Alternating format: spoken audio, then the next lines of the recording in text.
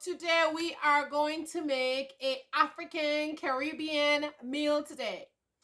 And I'm going to show you how we make it. So we are going to make green bananas. Yes, these are green bananas. And in my country, Grenada, we call it fig, F-I-G.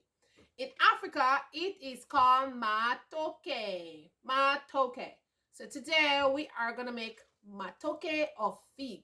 Okay, we black folks like moi. Our ancestors are from Africa, and we like to eat matoke. All right. And when I was a kid, I used to be like, why do we eat green bananas? You know what I mean? But now I really understand why we eat green bananas. We're from Africa and they love green bananas, and it is called matoke, matoke. All right. The next thing we'll be making and eating, yummy, my favorite, yam. We're going to be cooking this yam. And the next thing is some cassava. So, cassava in my country is called manioc. Manioc. Okay? And I think this word is like an African kind of Creole word or whatever mixed up together. But that's how we call it. The manioc. Okay? And we use this manioc to make farin. We have something that we grate this and then we make it into a pot, and we kind of parch it until it's dried, and then it becomes like a very grainy looking nice thing to eat. Okay, and we call it farin, F-A-R-I-N-E. I'm gonna put it on the screen for you guys so you can look it up. And it's so awesome to eat with milk or hot chocolate or something like that. Just pour some in it. It's so yummy. Or you could make a kind of fufu with the farin after it's done. So it's like a kind of, it looks like a kind of flour, but it's a kind of grainy flour. Anyways, but this one we're just gonna cook it. We're just gonna boil it and eat it like that. And then the next thing we're gonna be eating after we make this, we're gonna be making salted fish, salted cod fish, and we're gonna cook that up with tomatoes and stuff like that. So I'm gonna go to the garden, get some tomatoes, and that's how we're gonna be eating, right? A African Caribbean meal. That's what it's gonna be. All right. So for the rest of the video, just gonna see me cutting and doing all kind of stuff. I'll put some things on the screen for you guys, and when the meal is finished eating, I will show you what it looks like. And this is a traditional meal because we love to eat that meal back in my country, Grenada. My grandmother, she grew the manioc, and we grow green bananas and yam and everything like that. And that's my favorite, right? Only thing is the salted fish. Sometimes we dry our own fish, or we just buy the salted cod fish. So yeah, so I'm just going back to the traditional meal today. Oh yeah, and I forgot, we're gonna be making some dumplings also. Dumplings, so you cannot eat a traditional meal. You cannot eat a traditional meal without adding cornmeal dumplings. That's what we're gonna do. So keep watching. My salt fish, or my cod fish as we call it, is boiling. My matoke is boiling also. So cassava sometimes have 2 layers of skin. It depends on the breed of cassava. Sometimes they have 1 layer of skin, sometimes they have 2 layers of skin. This one has 2 layers of skin, and it's hard to peel. So if you have cassava that has 2 layers of skin, you need to be very careful because it can cut your hand, the knife, if you're not very careful, because it's very tough. It's kind of woody, the outer skin. So yeah, that's why I'm being so like meticulous when I'm peeling it, because I'm scared that the knife is gonna cut my finger. But the cassava that has a double skin tend to be very tender and easy to cook. So in less than 10 minutes, it tends to cook. Just letting you know that. It's just a fun fact about cassava. Also, once you're finished with peeling your cassava, you want to wash it very, very well. so that when the cassava cook, it retains its nice white looking nature. Because if cassava is not washed properly, it tends to not look very good when it's finished cooking. So I'm going to give it a good old wash and then put it in my pot. I'm very disappointed about this yam because about a third of it was not good. So yeah, I'm not happy about that. A lot of that yam had some spots on it. Yeah, but anyways, I got enough to cook and to enjoy a meal.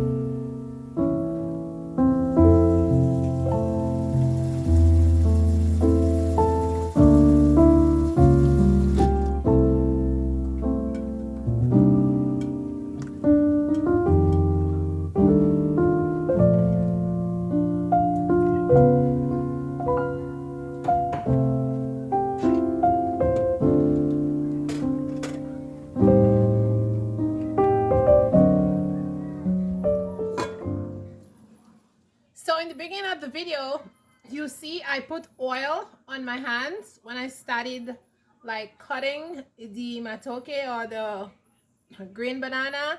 And the reason for that is if you don't do that, the banana has some very sticky, like how you call that? It's like a stain that comes out, and you can see it right here. These little spots that are here are the stains from the banana. And if you don't put oil on your hands, then after you finish dealing with the banana or the matoke, your hand become very brown and it's hard to come out. It takes like 2 to 3 days before it comes out, and it kind of stains your fingernail and everything. So if you're making banana or matoke, what you want to do is put some oil on your hand. Now, I didn't peel mine, I just sliced mine like how we do traditionally in my country. We don't usually peel it. We only peel it if we are making soup. That's when we peel it. But if we're not making any soup, or if we're not making our favorite our traditional country dish, which is oil down, we will peel it. But if we're not, we just put oil in the pot with the water, and then we just cut it on the side like you see I was doing, and then we put it in the pot, and then when it finished, we just open it up and eat it. And this way it just keep your hands clean and it doesn't make your hands stain. And the second way is when you cook the matoke with the skin, the iron from the skin is released into the water. So I'm going to show you when I finish cooking how it looks like. The water is very black, and that water, we drink that water back home. Like if somebody is anemic, or if they're always feeling weak, you know, they're not very healthy, we give them a matoke or banana, green banana water to drink. And this is said to have a lot of iron and nutrients in the skin. And yeah, it's used kind of like a tonic or a drink, or you know, picker upper, stuff like that. So yeah, so that's one of the uses that the banana or the matoke, however you call it, has. And that's what we do in my country, Grenada. So tell me, what do you do with your matoke or your banana if you're in Africa, or if you're in another country? And tell me, do you drink the water after you boil the banana? And besides boiling the banana and eating it, what other meals do you make with it? I know in Africa they make a like a mush. They like crush up the banana also. We don't do that in my country, but we make chips with the green bananas. We make salted chips, or we make sweet one with sugar. And if you guys want to see me do a video how I make banana chips, sweet one or salty one, I can do that for you guys. Yeah, so I'll be doing some like traditional, you know, foods and stuff, so you guys see because I'm from Grenada and I want to share my Grenadian culture with you guys on this channel. So keep watching because the food is on the stove and it's cooking and my mouth is watering. I can't wait for it to finish. Right now I'm just gonna go clean the codfish and get it ready to cook up. Okay?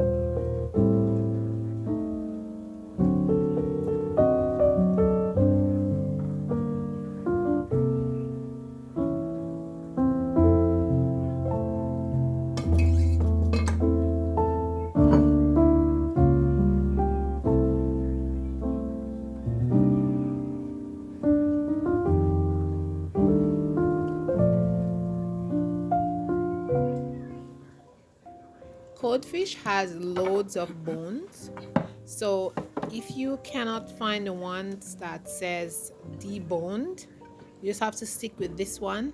But the only con about it is you have to meticulously take out the bones. So this is exactly what I'm doing because those bones are very small and fine, and if one of them gets stuck in your throat, it's a pain to get it out.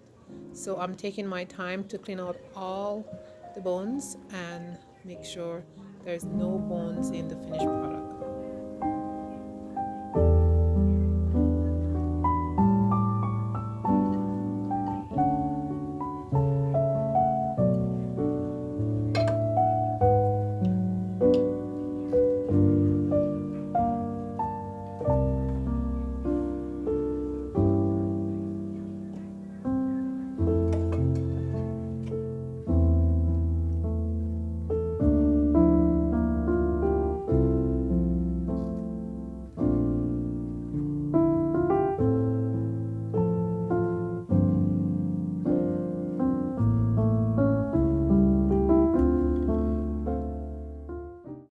So friends, cleaning the salted fish or salted codfish is very tedious. It takes a lot of time because as you can see there's lots of bones and scales and skin on it and you have to take it out. And it's very important because if you don't take it out, there's going to be bones and bones may stick in your throat. So it's very important. That's a tedious work, but it's worth it. So now I'm done cleaning. What you want to do is you want to taste it to see if it's too salty. Because this morning I had to put the salt fish to soak in water so it can release the salt because it's cured in salt. And then I boil it twice. I throw out the water twice to make sure a lot of the salt come out. And now I'm going to taste it. It's so tasty. You see there's a bone. I got a bone. Alright, so that's why you gotta be careful. So the saltiness is just right. If it was too salty, all you had to do is pour hot water over it and leave it to rest for 15 minutes and then drain the water out and it will be less salty. You don't want your saltfish to be too salty because it's just gonna kind of mess up the flavor when you cook it up. So mine is just right. I am going to go cut up my onions and tomatoes and stuff like that, and we're gonna cook it up.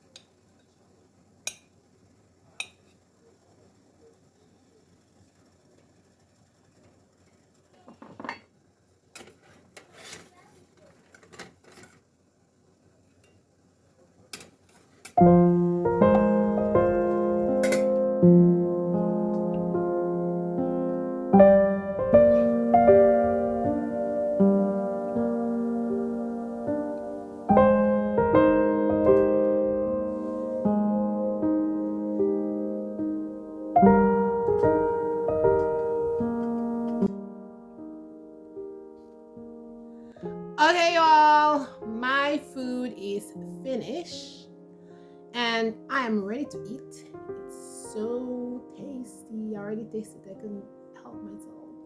But I'll show what my food looks like. This is my food. It's so delicious.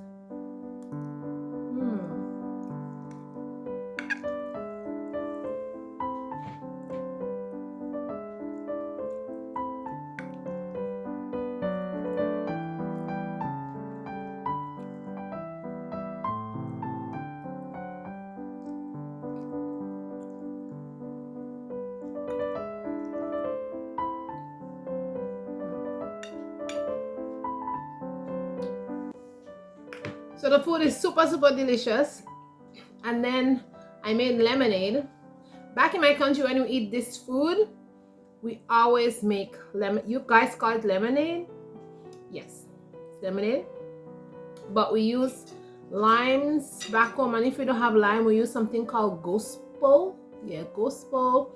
It looks like a lemon, but it's like a very large lemon. It is sour, but that's the name that we call it, gospel. So it's in the citrus family. It's like, it tastes similar. It's kind of in between a lemon and like an orange. So I can tell you, but it looks like an orange, and the skin is very rough and bumpy. But we have a lot of that growing in our country, and so we use gospel to make juice, and we finish up our traditional meal with this guy. So you see that plate? Yeah, I'm gonna throw that plate down. Throw down mean I'm gonna eat it all up. That's what it means. When we say throw down back in our country, I'm gonna throw down that plate of food. That means I'm gonna eat all of it. So anyways, guys, I want to eat my traditional food now. I'm not even going to eat with my fork. Okay, I'm just on camera, so I'm using my fork. I'm going to actually use my hands because that's how we eat it, with our fingers. Okay, but I'm not going to show you guys I'm eating on, camera with my fingers. No, stuff like that. Yeah. My friend told me I should eat on camera with my fingers. I don't agree with her, but that's the opinion, because we all know we're Africans and we eat with our hands. And if I want to eat with my fingers like this, the food tastes sweeter. So I'm going to go eat my sweet food. Okay, guys? So thanks for watching. I hope you enjoy this traditional meal that I make. And if you make meals like that, wherever you are, let me know how you do it.